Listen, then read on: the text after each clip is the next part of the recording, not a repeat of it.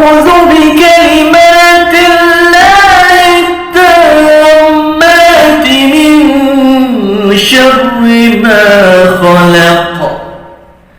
Aku berlindung dengan kalimat-kalimat Allah yang sempurna daripada kejahatan apa yang Dia ciptakan. Hai guys, Assalamualaikum. Welcome back to my channel. Kepada yang baru dan channel aku, terima kasih sudah singgah ke channel aku. Kepada subscribe aku, terima kasih sudah menonton video aku lagi dan lagi. Darkness, my old friend, I've come to talk with you again. Sebelum aku start cerita, aku nak minta maaf sebab aku dah lama hilang. Terima kasih kepada yang still menanti video aku. Dan kali ini, kisah yang aku nak ceritakan ni, aku kena cerita tentang kisah pengalaman seseorang, di mana pengalaman followers Instagram aku yang dah cerita kat aku. Dia minta aku untuk share dekat YouTube, tapi aku tak ada kesempatan nak bercerita sebab sebelum dia aku cerita hal kisah pengalaman aku. Dan sekarang ni aku rasa macam biar aku cerita kisah dia sebab dah dekat sebulan lebih dah cerita dia, aku tak cerita sebab aku ambil masa untuk faham baca. Dan kisah ni bukan satu kisah yang boleh dikatakan simple-simple sebab aku tak pernah dengar lagi kisah macam ni, dan aku nak sharekan ke korang supaya korang berhati-hati dengan peristiwa yang terjadi dekat salah seorang followers Instagram aku ni. So dia ni seorang perempuan, nama dia Nurin, memang nama sebenar dia. Nurin ni bekerja sebagai jururawat, nurse lah. Okey, dia bekerja selama 5 tahun. Setahun terakhir sebelum dia berhenti, dia ditukarkan di satu hospital. Sekian, tak nak beritahu. Dan masa itulah perkara ni berlaku. So Nurin ni, dia mula-mula dulu masa dia first jadi jururawat, dia duduk bahagian ibu dan anak, macam tu. So dia tak ada menguruskan pasien yang macam malangan ke, sakit apa-apa ke, yang kronik-kronik ke. Dia memang uruskan ibu dan anak sahaja sampailah tahun terakhir dia tu, dia berpindah, dia masuk jadi nurse bahagian biasa, yang memang ward biasa tu. Dan masa tu, mula-mula dia masuk, dia duduk jaga dekat ward perempuan. Sampailah jadi satu peristiwa nak dijadikan memang takdir berlaku macam tu. Ada salah seorang daripada nurse yang duduk dekat ward lelaki ni, dia beranak, macam tu lah lebih kurang. So dia tak dapat nak attend untuk jaga bahagian ward lelaki tu. Jadi Nurin ni lah yang terpilih ataupun kena panggil show macam mana untuk masuk jaga dekat ward lelaki tu. So masa hari pertama dia bertugas dekat ward tu, dia kata dia memang tak selesa sikit lah sebab dia tak pernah lalui benda-benda macam tu. Dia selalu jaga beruruskan bahagian ibu dan anak, baby semua. Tiba-tiba dia jaga kat ward biasa tu, dia rasa macam awkward sikit lah. Tapi benda tu normal je, macam tukar-tukar apa semua ni kan. Dia pun cuba untuk relax dan cuba sesuaikan diri dekat ward lelaki tu. Masa tu dia kata adalah orang muda, orang tua. Dan sampailah satu ketika tu, waktu tu dia shift petang ke malam. So waktu tu lah jadi peristiwa yang start pelik-pelik. So masa tu ada seorang patient dia ni, nama dia Pakcik, nama tu dia bagi tapi aku tukarkan sebab dah tak ada. So aku tukarkan nama dia Pakcik Hamid tau. Ni rekaan dia tau nama ni, sebenarnya bukan nama sebenar lah. Jadi Pakcik Hamid ni, dia duduk dekat katil ujung berdekatan dengan kaunter nurse, kaunter kat depan tu lah. Jadi si Nurin ni, dia ditugaskan untuk masukkan ubat dekat Pakcik Hamid ni. Jadi dia pergi buat macam biasa, nak check BP dan sebagainya kan. Pakcik Hamid ni, dia hanya berkomunikasi dengan Nurin sahaja. Dengan nurse lain, dia tak pernah bercakap. Kiranya selama Pakcik Hamid tu dekat ward tu, dia dah lama duduk kat ward tu, tak ada seorang nurse pun pernah dengar suara Pakcik Hamid ni. Means macam berkomunikasi lah. Suara mengerang kesakitan tu normal lah. Maksudnya suara dia berhujah-hujah, macam tu. Jadi si Nurin ni dengan dia ramah, macam dia mahu bertanya dah makan ke belum, buat apa. Kiranya Pakcik Hamid ni, dia menganggap Nurin ni betul-betul macam anak. Hari-hari macam sementara Nurin duduk dekat ward tu lah, maksudnya esok tu Nurin datang kan, Pakcik Hamid ni akan tegur dia, sapa dia dengan sangat mesra. Dan orang lain, staff lain ni akan tengok Nurin tu dia macam pelik. Macam mana kau buat apa yang membuatkan Pakcik Hamid ni boleh komunikasi dengan kau? So Nurin ni kata tak ada, aku tegur dia macam biasa. Lepas tu pula kebetulan kampung Nurin ni sama dengan kampung Pakcik Hamid ni. So diorang lagi rancak lah. Yang Pakcik Hamid ni banyak bercerita tentang pokok-pokok. Pakcik Hamid ni seorang pekebun lah dulu kiranya. Macam bukanlah pekebun, maksud dia pencen daripada satu kerja, tapi dia ada kebun, banyak kebun kat kampung. So dia berceritalah tentang pokok-pokok. Nurin ni pula daripada kampung, so kampung yang sama kan. So dia jadi macam rancak lah bersembang. Maknanya ada je topik perbualan nak berborak. Semua memang nurse-nurse lain memang pelik. Dan ada salah satu nurse yang sebelum Nurin ni memang dia jaga Pakcik Hamid tu. Maksudnya bila turn Pakcik Hamid tu nak makan ubat ke, nak cek apa ke semua, memang satu nurse ni yang sentiasa pergi sebelum Nurin ni. So aku gelarkan nurse yang pergi tu nama dia Aisyah. So Aisyah ni dia selalulah macam jaga Pakcik Hamid ni, and dia tak pernah dengar suara Pakcik Hamid tu berkomunikasi dengan dia. Maksudnya dia tak pernah berborak lah dengan Pakcik Hamid ni. Jadi Aisyah ni dia selalu tanya, kau sembang apa je dengan pakcik tu kan? Lepas tu Nurin ni cerita. Satu hari tu, masa tu dua orang shift malam, kira diorang kena jaga sampai malam lah. So si Aisyah ni tanya lah dekat si Nurin ni, selama kau pergi berulang dekat Pakcik Hamid tu kan, kau pernah tak bau busuk? Dia cakap tu kan. Lepas tu yang si Nurin ni kata, ish tak baik lah, sebab dia orang dekat kaunter tu. So Pakcik Hamid tu kan tepi tu dekat je, macam Pakcik Hamid tu boleh dengar kan apa yang dia cakap. Jadi si Nurin ni dia kata lah, tak baik je tu kan. Lepas tu Aisyah kata, tak, aku nak tahu je dia tu kan, kau angguk je, ya ke tak kan. Lepas tu si Nurin ni macam senyum-senyum, dia rasa bersalah, dia tak nak cakap apa-apa kan. Jadi benda tu berlalu macam tu sahaja. Okay, selang beberapa hari lepas peristiwa tu, Nurin, Aisyah dengan beberapa orang ni, diorang pergilah makan dekat kafe hospital tu. Jadi masa time makan tu, ada salah seorang daripada staff kat situ juga, maksudnya nurse bahagian lain lah, dia bercerita lah macam seorang patient dia ni ada masalah gini apa semua kan. Lepas tu Aisyah ni pun bersuara, aku pun ada seorang patient dulu sebelum ni, bau dia busuk sangat, tapi bau busuk dia tu malam je, siang tak pernah ada bau apa-apa semua kan. Tu aku macam pelik juga. So sekarang ni Nurin yang handle patient tu. Si Aisyah tu cakap macam tu. Jadi Nurin ni macam tersentap, kenapa dia nak berbual pasal benda tu sampai nak bercerita ke orang lain kan. Nurin ni macam seorang yang baik jugalah. So dia macam, kenapa si Aisyah ni cerita macam tu. Habis dia makan kat kafe tu, dia terus tanya kat Aisyah, kenapa kau cerita sampai macam tu sekali. Lepas tu, sebab tu lah aku tanya kat kau, aku pernah bau ke tak. Dia cakap, aku nak tahu, aku rasa macam sesuatu sangat dia tu kan. Lepas tu si Nurin ni kata, apa yang kau nak fikir sesuatu, mana ada benda-benda pelik pun, biasalah orang sakit kan. Lepas tu cakap, tak, masalahnya bau tu, yang Aisyah ni berkeras lah, dia kata masalahnya bau tu datang pada waktu malam je, waktu siang aku tak pernah bau busuk seperti busuk itu tau. Lepas tu si Nurin ni pun tanya kat dia, okey, kalau busuk yang kau kata ni, busuk seperti apa? Jadi si Aisyah ni bercakap lah, bau macam bau bangkai, bau macam hanyir, bau nak kata air kencing pun tak, tapi macam busuk lah. Aisyah ni menegaskan apa yang dia bau. So Nurin ni pun macam, okey, biar aku terus terang, memang aku ada bau tu, tapi aku anggap macam dia tu orang tua kan, mungkin ada masa dia terkencing sampai terbocor kan, kita kan tukar hari-hari. Ya, tapi kenapa malam je? Aisyah ni cakap itu. So Nurin ni pun macam tak apalah, dia macam malas nak beritahu. Esok tu dia shift malam. So masa tu dia memang dah take note dah, aku nak betul-betul bau. Betul ke bau ni sangat busuk pada waktu malam saja. Jadi pada waktu malam tu, Nurin pergi dekat Pakcik Hamid ni, dia macam nak cuba betulkan bahagian tilam tu kan. Dia pun try lah dekat-dekat. Dan masa tu memang dia tak pakai mask, dia nak tahu bau ke tak bau. And bau tu sangat-sangat busuk, menusuk kalbu. Nurin tu macam sampai dah tak tahan kan. Lepas tu Pakcik Hamid tu tegur, kenapa kan? Macam dia tanya ramah-ramah macam biasa. So Nurin tu cakap tak ada apa. Dia pun tukar cepat air, masuk tengok jarum apa semua. Dia terus pergi ke kaunter dia tu, ambil mask. Lepas tu malam tu Pakcik Hamid nasib panggil Nurin je. Tengah-tengah dia tengah duduk buat kerja dekat kaunter tu, Pakcik Hamid panggil Nurin macam tu. Jadi pada waktu tu Nurin agak kelangkar apa, sebab bila dia duduk je Pakcik Hamid tu akan panggil dia. Sekejap duduk panggil macam ada je benda dia nak, contoh nak air lah, rasa sakit lah, nak urut sikit lah macam tu. So Nurin ni layankan je, sebab Nurin ni memang baik dan dia tak ada rasa macam nak marah ke apa, sebab dia fikir tu passion dia, lepas tu orang tu pula tu kan. Jadi dia layankan je. Sampailah satu ketika tu tiba-tiba pakcik tu cakap macam ni kat dia, halah paling baik dengan pakcik dia tu kan, halah paling baik, aku anggap hang macam anak aku macam tu kan.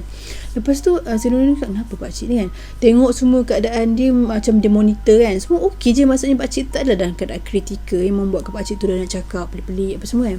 So Nurin pun cakap, tak apalah pakcik, ni sakit kat badan, ni sakit kat sini, bila dia nak pi tu memang sakit dia tu. So Nurin dia anggap macam pakcik tu cakap, maksud dia nak cakap ni mungkin macam dia dah tak lama, macam tu lah Nurin tu anggap macam tu. So dia minta urut kat tangan apa semua, dan Nurin rasa waktu tu badan Pakcik Hamid ni sangat-sangat sejuk tau. Lepas tu dia terus lah tanya seorang, ada seorang nurse lagi ni, dia tanya, cuba tengok Pakcik Hamid tu apa semua. Lepas tu nurse tu cakap okey je, tak ada masalah apa-apa pun. Tapi bila sentuh, Nurin rasa sejuk, tapi bila nurse lain sentuh Pakcik Hamid tu, dia tak rasa sejuk macam mana Nurin rasa. So Nurin kata, tak nampak ke pucat? Tak, nurse lain tu nampak dia okey sahaja. So Nurin ni dia macam pelik kan, kenapa Pakcik Hamid ni, sampailah macam dekat waktu tu dah dekat pukul 3 lebih ke pukul 4 macam tu lah. Nurin pun tak ingat dah kisah ni cerita kat aku, tapi time-time lewat macam tu lah. Dia macam tiba-tiba dia tersedar, masa tu dia dekat kaunter tau, macam masa tu dia tengah macam dah macam nak ngantuk-ngantuk lah dia cakap kan, tapi dia macam tersedar sebab dia dengar Pakcik Hamid tu panggil dia. Dia pun pergi. Lepas tu Pakcik Hamid tu minta urut dekat bahagian ni lah pergelangan tangan kan. Jadi waktu dia pegang macam tu, tiba-tiba Pakcik Hamid terus grab tangan dia, maksudnya tengah dia urut-urut macam ni kan, tangan Pakcik Hamid tu pegang dia kan, pegang. Pakcik Hamid tu cakap macam ni kat dia, Nurin, ni aku nak pesan ni, kalau kata aku tak ada, kalau kata aku dah nak pi, betul ke hang jaga aku, macam tu.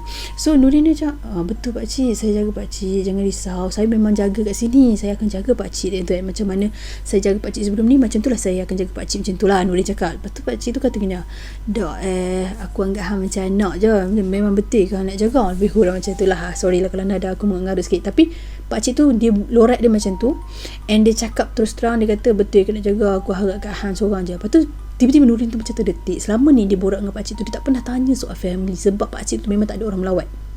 Jadi si Nurin terus tanya, pakcik cakap macam ni tak elok lah macam tu, apa kata saya call family pakcik, suruh melawat pakcik kan, anak pakcik duduk mana? Dia terlepas cakap macam tu. So pakcik ni tiba-tiba macam nak marah, tapi pakcik tu kata macam tiba-tiba muka dia dah lain, mata dia macam dah bulat sikit. Dia cakap dia tak ada anak, dia macam tu kan, wife dia dah tak ada, dia cakap macam tu. Dia duduk dengan mak dia, tapi mak dia dah tak ada jugalah, dia cakap macam tu kan. Jadi Nurin ni macam was-was kan. So dia pun pergilah kat kaunter, dia refer kat situ, semua dia check. Dia kata memang masa pakcik tu masuk ke hospital tu, mak saudara, macam mak saudara ke anak saudara, aku tak ingat lah, dia cakap macam tu lah. Kiranya waris tu yang hantar pakcik Hamid ni ke hospital. Kesnya waktu dia masuk tu konon-kononnya macam serangan jantung macam tu lah. Padahal tak, bila monitor dia macam dia ada sakit lain lah, macam sakit ya orang tua kan, ada kecemasan, darah tinggi dan sebagainya. Tapi sebab dia terlalu weak, sebab tu dia duduk kat ward lah. So Nurin kata, oh maknanya adalah waris yang hantar dia kat hospital, bukannya dia sendiri tiba-tiba. Cuma dia tak pernah melawat. Lepas dia dah masukkan, bila dia hantar pakcik Hamid tu kat hospital, keluarga dia tak pernah melawat pakcik Hamid ni.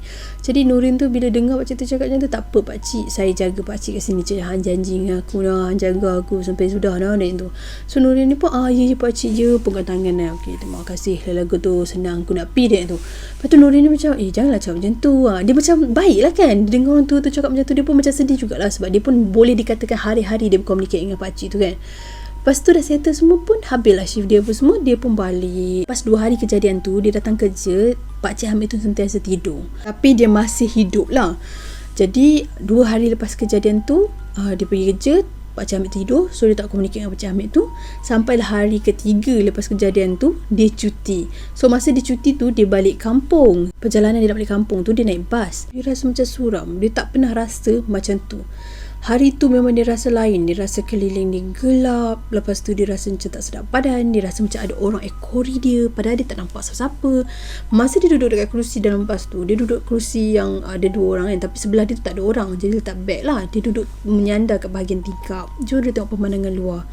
Tiba-tiba sampai satu perhentian, maksudnya ada traffic light tu, dia berhenti, bas tu berhenti. Dia pun pandang kat tepi. Tiba-tiba dia nampak macam, dia nampak pakcik Hamid. Dia memang nampak, and dia terus terlintas, pakcik Hamid dah tak ada ke kan. Dia macam dah rasa tak sedap, sebab dia rasa macam kenapa aku nampak dia, memang aku nampak dia. Lepas tu dia terus call kat hospital. Dia call hospital, dia call ward tu, dia tanya pakcik Hamid tengah tidur. So dia macam lega, mungkin tak ada apa-apa kan. Okay, sampailah dekat rumah dia. Malam tu dia dah start macam nak seram sejuk, dia macam dah rasa nak demam macam tu kan. So mak dia pun pelik lah, kenapa dia jadi macam ni kan. Sebab selalunya balik apa semua dia okey je. Maknanya mak dia pun ingat macam terlebih kerja kot, sebab shift tak cukup tidur apa semua bagi aku. Mak dia anggap macam tu. So suruh rehat.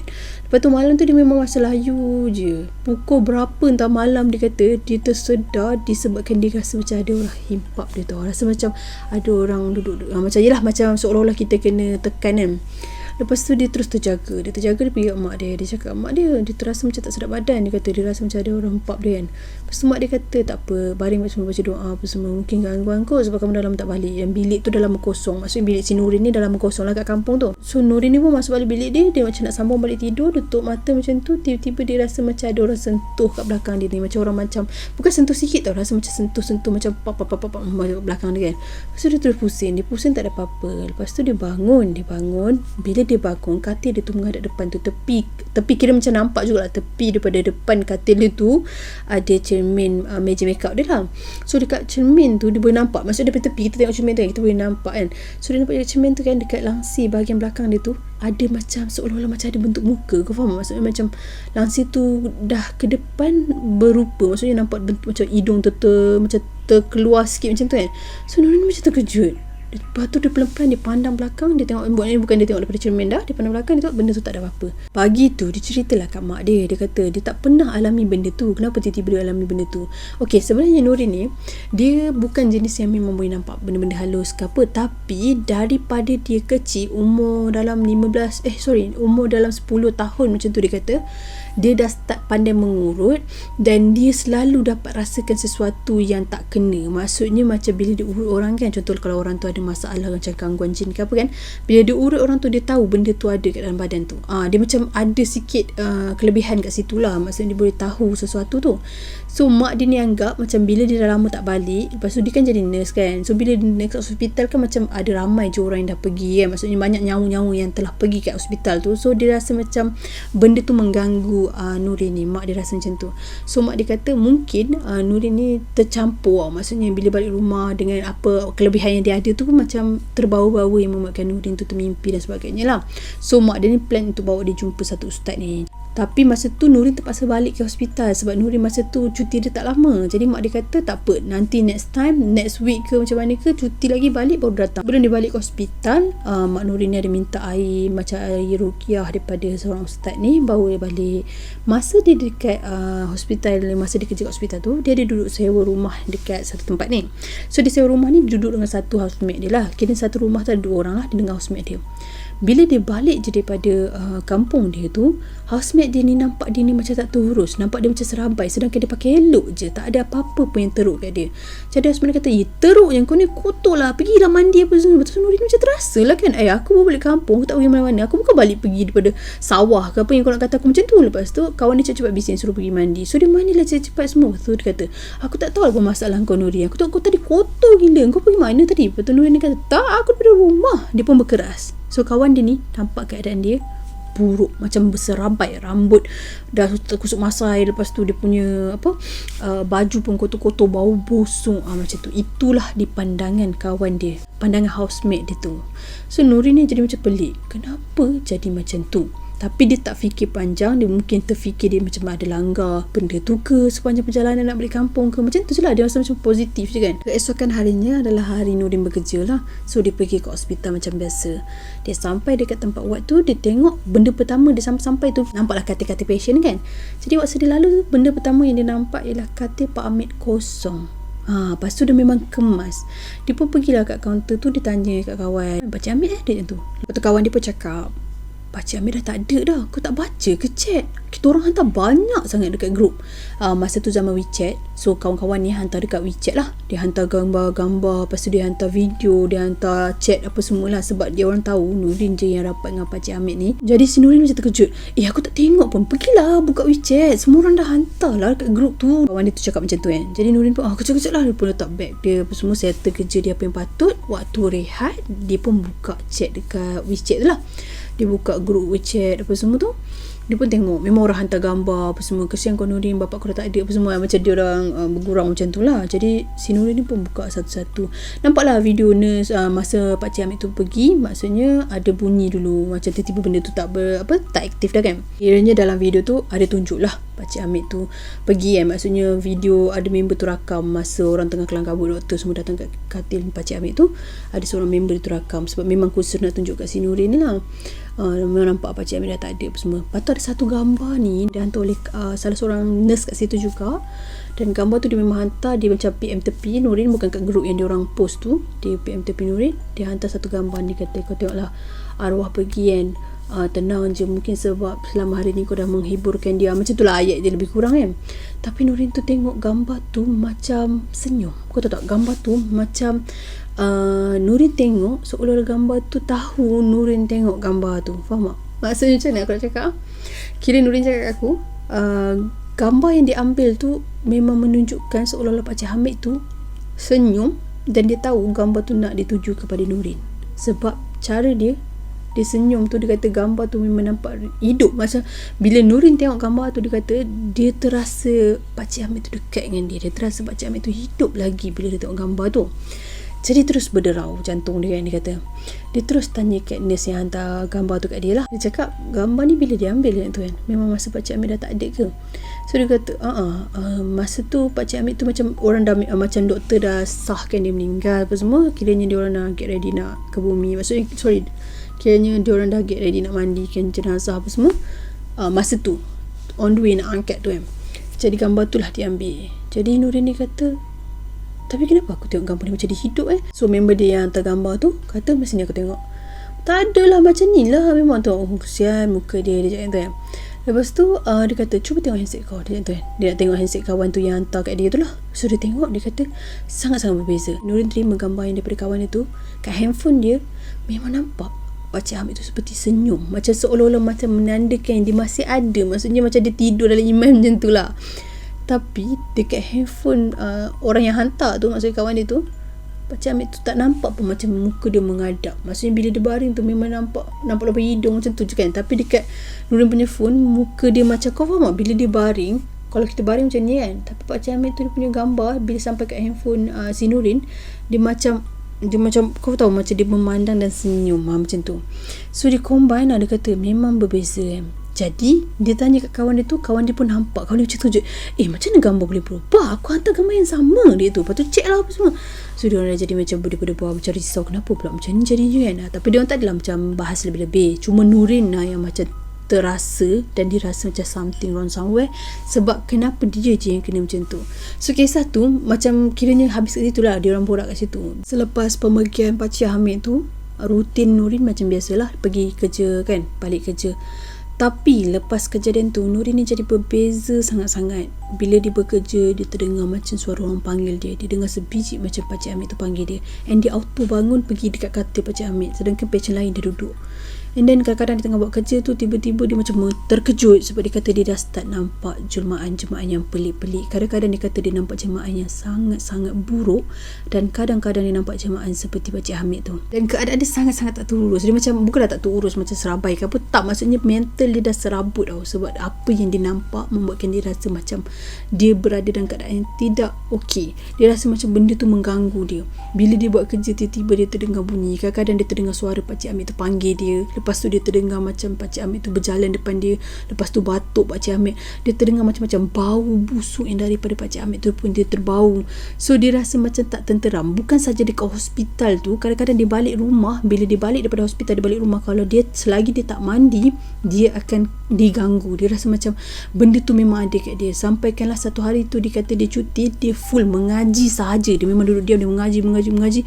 Dia ulang baca surah-surah apa semua. Dia kata masa tu lah dia rasa tenang. Tapi yelah, kita manusia biasa kan, mesti seharian kita nak makan, kita ada nak rehat sekejap, nak baring, nak tengok cerita ke apa kan. Tapi dia kata bila dia keadaan dia leka macam tu, dia memang akan rasa terganggu. Bila dia tidur, dia selalu mimpi Pakcik Hamid tu. So dia rasa macam dia ni dah abnormal. Jadi dia balik kampung.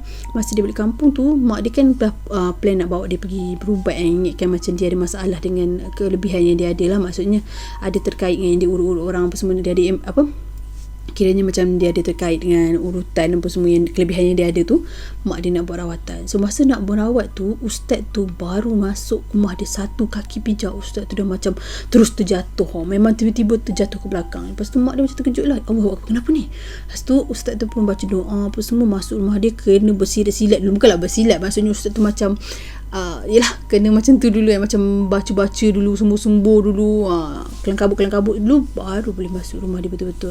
So panggil si Nurin tu, Nurin duduk. Lepas tu ustaz tu bercakap dengan dia seolah-olah macam Nurin tu bukan Nurin. Cara ustaz tu bercakap seolah-olah dia bercakap dengan Pakcik Hamid tu, sebab disebut pun lorat dia pun sama macam hang aku apa semua kan. Lepas tu ada ustaz tu cakap, pasal apa hang masuk dalam badan dia macam tu. Lebih kurang lorat Pakcik Hamid lah. Pakcik Hamid ni memang kedah ke, dia lorat macam tu. So Nurin ni macam dia sedar tak sedar masa rawatan tu. Ni dia cerita balik ni, dia kata mak dia cerita balik kat dia apa kejadian berlaku. Jadi waktu merawatnya, Alkisahnya Nurin ni telah terambil saka Pakcik Hamid tu. Jadi nampak tak kat situ, kita tak tahu macam mana perantaraan untuk memberi benda tu ke apa. Aku tak tahu lah kisah-kisah benda-benda macam ni kan. Tapi nak ceritakan dengan macam tu sahaja, mesti korang macam terfikir takkan macam tu sahaja. Tapi ya, Nurin cakap itulah dia kesahihan ceritanya. Di mana masa Pakcik Hamid tu kata nak jaga ke apa semua, Nurin tu kata ya terima tu, rupanya dia nak lepas benda tu. Sebab tu lah dia ada cakap lepas ni senang dia nak pergi, macam tu. Jadi nak ceritakan memang dia ada buat perjanjian kat situ yang mengatakan seolah-olah Nurin adalah tuan baru kepada benda yang Pakcik Hamid tu bela. Dan Pakcik Hamid sebelum ni dia tak berkomunikasi dengan orang lain sebab ni ustaz tu cerita tau, maknanya ustaz tu tahu jalan cerita, sedangkan ustaz tu tak ada kat hospital. Tapi ustaz tu tahu. Jadi ustaz tu kata masa kejadian ni berlaku, dia kata mungkin sebenarnya Pakcik Hamid tu dia tahu yang Nurin ni ada kelebihan sikit. Maksudnya macam dia kelebihan Nurin tu yang boleh ngurut, boleh berasa keadaan kemunculan benda tu yang membuatkan benda tu lagi tertarik dengan Nurin. Kalau nak ikutkan pada hari kejadian tu, pada waktu Pakcik Hamid tu meninggal, kalau ikutkan sebenarnya Pakcik Hamid tu dah lama meninggal. Hari dia masuk kat ward tu lagi 2 hari selepas dia dalam ward tu dia dah meninggal. Maknanya kata sebelum Nurin tu masuk kat ward yang Pakcik Hamid tu duduk, Pakcik Hamid tu dah tak ada dah. Tinggal lagi benda tu yang duduk masih terpuruk ke Pakcik Hamid, yang membuatkan dia tak keluar daripada badan tu, dan membuatkan bila hospital jaga dia still bernafas dan dia punya tu masih bergerak seolah-olah macam dia bernyawa lagi, macam tu. Jadi Nurin ni shocking lah bila dia dengar cerita macam tu, sebab dia tak pernah lalui benda macam tu. Even dia dah lama jadi nurse, dia sangat-sangat terkejut. Dia memang lemah. Ustaz tu kata dia tak boleh buang sepenuhnya. Ada masa Nurin akan diganggu. Maksudnya bukan diganggu, macam mana, maksudnya akan ada kemunculan benda tu, sebab benda tu macam agak kuat juga, kira hardcore jugalah. Sebab yelah Nurin bukan keluarga yang sebenar, nak turunkan saka simply macam tu tak boleh kan. Ustaz tu pesanlah kat Nurin dia tak boleh nak buang sepenuhnya, dia makan masa untuk merawat dan membuang saka yang ada dekat Nurin tu. Perjanjian tu kena buang betul-betul, maksudnya bukan sekali rawat macam tu dah boleh sembuh. So Nurin tu memang berulang-ulang jumpa ustaz tu untuk memulihkan balik apa yang berlaku kepada dia, sampailah dia berhenti kerja. Dia memang dah berhenti kerja tu sebab dia tak mampu. Sebab bila dia pergi hospital, gangguan tu lagi teruk. Yelah kat hospital kan macam-macam, banyak orang sakit. Lepas tu kita tak tahu orang yang datang tu memang betul-betul sakit ke, ataupun macam gangguan seperti Pakcik Hamid ni kan. Jadi gangguan kat situ sahaja yang membuatkan dia tak kuat. Dia tak mampu nak lawan dan atasi benda tu. Di samping dia merawat tu, ambil masa untuk dia pulih. So dia memang tak tahan. Mak dia pun macam suruh dia berhenti kerja. Dia memang berhenti kerja separuh jalan. Sampai di situ sahaja journey dia menjadi seorang nurse. Dia kata dia redha, dia ikhlaskan diri dia untuk terima semua yang berlaku tu. Ada rezeki lain. Memang lepas dia berhenti tu, dia berniaga. Tak lama kemudian dia jumpa seorang lelaki, dia berkahwin. Dan lepas dia berkahwin, benda tu hilang sepenuhnya. Alhamdulillah dia dikurniakan suami yang alim juga. Maksudnya yang boleh memulihkan diri dia juga. Di situlah dia recover, macam dia jadi okey, disebabkan ni asbab jugalah dia kahwin. So husband dia tolong dia, benda tu pulih sepulih-pulihnya. Cuma dia kata pernah lah macam kalau keadaan dia tak sihat, once a while dia mimpi Pakcik Hamid tu juga. Tapi benda tu tak berlarutan seperti hari-hari sebelum ni. So itulah dia kisah Nurin ni. Dia ada sampaikan ke aku satu nasihat. Dia suruh sampaikan kepada korang, sekiranya korang ada kerja seperti dia, kerjaya nurse, doktor ke apa yang berurusan ke hospital, kalau orang kata apa, berkomunikate dengan sesiapa saja, stranger yang kita tak tahu masalah dia apa, dia daripada mana, asal usul dia apa semua, kena berhati-hati. Jangan terlalu mempercayai dan jangan terlalu ramah dan mempersetujui apa-apa yang berlaku dan buat perjanjian seperti itu. Sebab nampak simple, macam tak ada apa-apa, dia just janji sebab yelah dia nurse kat situ, mestilah dia jaga Pakcik Hamid tu, macam tu kan. Rupa-rupanya dia telah ngamkan satu benda, maksudnya dia telah melekatkan satu benda untuk Nurin terima saka yang ada daripada arwah Pakcik Hamid ni lah. So dia kata benda tu unexpected dan mungkin kadang-kadang orang tak alert benda ni. So dia kata berhati-hatilah dalam setiap apa yang kita buat. Nurin tu kata apa yang dia cerita ni hanya sekadar perkongsian, nak anggap benda tu betul ke tak betul terpulang pada korang. Macam aku juga, aku nak cakap, sekiranya korang menganggap cerita ni sebagai hiburan semata-mata, boleh dengar macam biasa. Tak perlulah nak merungkai dan menghina ataupun mengatakan sesuatu yang tidak baik. Sebab aku menyampaikan cerita ni ikhlas daripada apa yang dikongsikan oleh Nurin. Mungkin sikit sebanyak boleh memberi korang pengajaran ataupun nasihat yang boleh membuatkan korang teringat kisah ni, yang membuatkan korang akan lebih peka dalam setiap apa yang berlaku. Dan itulah dia tujuan aku bercerita. Jangan terlalu serius. Kalau boleh jangan komen perkara-perkara yang negatif, sebab Nurin tu akan baca komen. So kalau boleh kita tak nak menyakiti hati sesiapa. Dan itulah dia perkongsian daripada Nurin. Sama ada kisah tu sahih ataupun tidak, hanya Allah yang tahu. Dan kita anggap je lah kisah ni satu kisah yang memberi pengajaran kat kita juga, untuk membuat kita lebih alert dalam situasi yang berlaku kat kita, sekeliling kita. Kepada yang dah share cerita pengalaman korang yang panjang, aku akan selitkan juga bila aku ada masa dekat YouTube. Yang pendek aku akan ceritakan kat TikTok. So apa-apa nanti aku akan update email untuk korang emailkan cerita korang, sebab sebelum ni orang hanya check aku dekat Instagram saja kan, so macam tak berapa panjang, ada limit. Lepas ni aku akan sertakan email, so korang boleh kongsikan cerita korang, pengalaman korang sendiri dekat email yang akan aku sertakan nanti. Dan kalau boleh cerita tu biarlah cerita yang betul, bukan cerita yang dikarang, sebab aku memang nak share pengalaman-pengalaman yang mungkin kadang-kadang pengalaman kita tu boleh beri pengajaran ataupun boleh memberi kesedaran kepada orang yang mungkin dia tak pernah tahu pun pasal benda ni, tapi disebabkan kita punya perkongsian, dia boleh alert sesuatu. Sampai di sini saja perkongsian aku untuk hari ni. Sekiranya ada kesilapan dan pembicaraan aku ada terkasar bahasa, tergurus hati mana-mana pihak, aku minta maaf. Sesungguhnya yang baik-baik itu datang pada Allah Subhanahu Wa Taala. Segala kekurangan kelemahan itu datang pada diri aku sendiri. Stay healthy, stay safe. Assalamualaikum.